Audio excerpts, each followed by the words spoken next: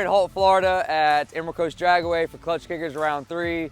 I got my baby behind me, my S14 I ran last year in FD, and I love this car. I am ready to go out today now. I think we made some change on the front end with some steering components. It's crazy to sound, we're having some more binding issues and just couldn't work through them. I don't know what the deal is, so we're going back to what we ran last year and test it out today and see where it goes. But hoping for, I keep my fingers crossed. It's our first test session on the new car. We got it off the dyno on Thursday. My boys at LSX Tuning got it all wrapped up and making a whole bunch of big horsepower on this 3-liter Whipple we got. It ended up making 877 wheel pretty conservatively. We could have turned up the boost, could have turned up some RPMs on it, but I feel like this is all we're gonna need, and if we need more, then it's there.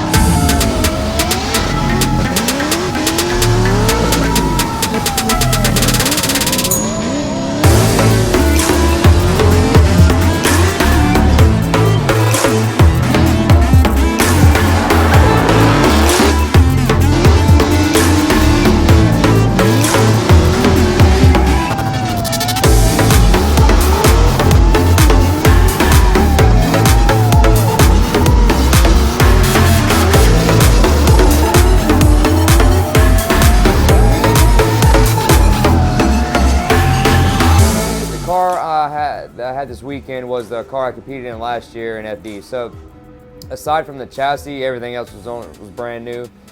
Weight distribution changes, power changes, and some driveline changes. So overall, it was same car but completely different. So getting used to everything and setting the car up is different for every car, and we're just. That's kind of the name of the game this weekend. Prepping for FD New Jersey. We making a debut at round 3 of the car, and we're utilizing it as a test day, but in a competitive atmosphere.